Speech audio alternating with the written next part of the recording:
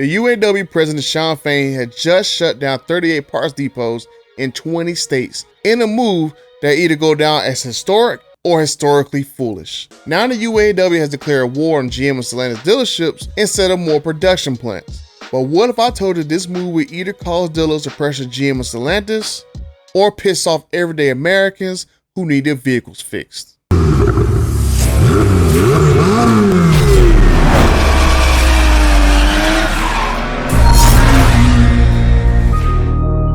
We're not going to wait around forever for a fair contract at the Big Three.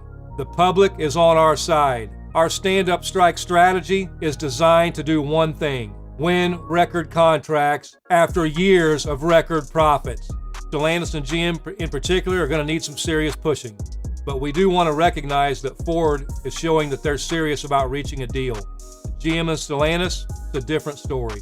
So today at noon Eastern Time, all of the parts distribution facilities at General Motors and Stellantis are being called to stand up and strike. We will be striking 38 locations across 20 states, across all 9 regions of the UAW. On September 14th, UAW President Shawn Fain, he went soft on the Big Three by closing one plant at GM, Ford, and Stellantis.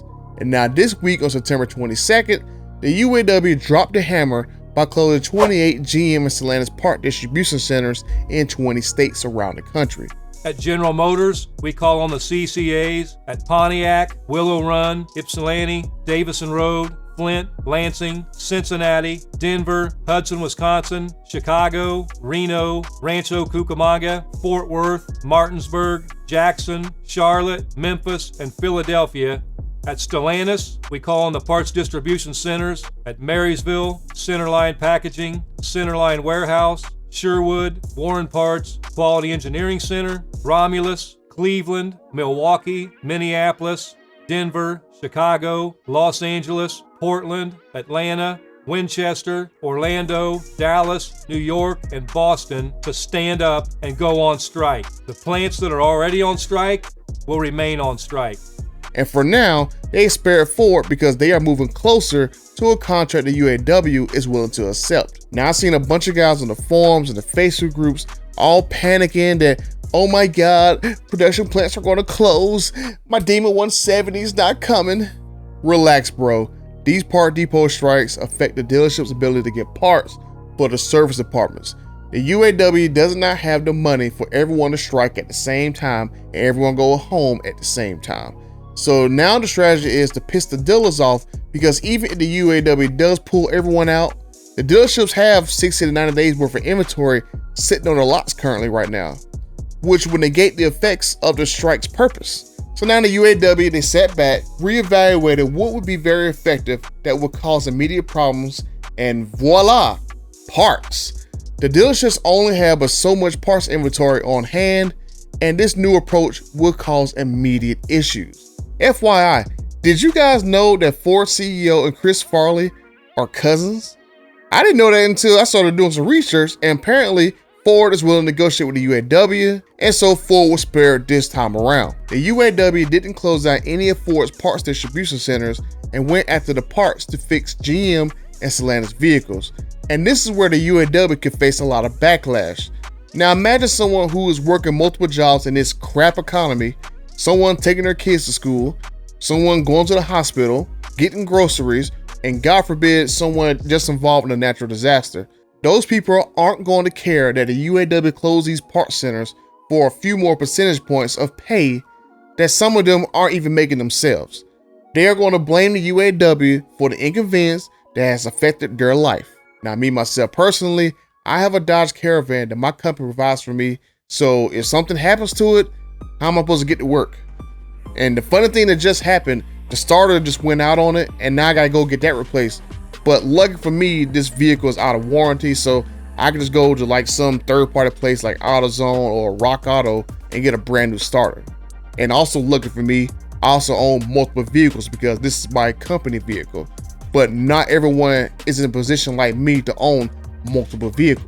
Regardless of what you think happened in Hawaii, messing with that state and affecting those people who are currently displaced is not a good look on any side. Closing down the production plants so new vehicles can't get in the market affects the Big Three execs more because no new cars, no money going in the pockets of Stellantis, Ford, and GM executives, because dealerships are their true customers, and those are the ones who pays for those cars before they are shipped. Closing down the parts depots for GM and Stellantis, the UAW affects everyday Americans who simply are trying to survive in this economic disparity that they themselves live in. I understand the strategy, pressure the dealers so they will push Stellantis and GM to cave in, but this new approach could either work or backfire badly. I was talking to one of my dealer buddies and he was telling me about their automatic replenishment system has orders in it that are already canceled. Basically, this system keeps track of all the parts that each dealership uses and lets them know what needs to be restocked.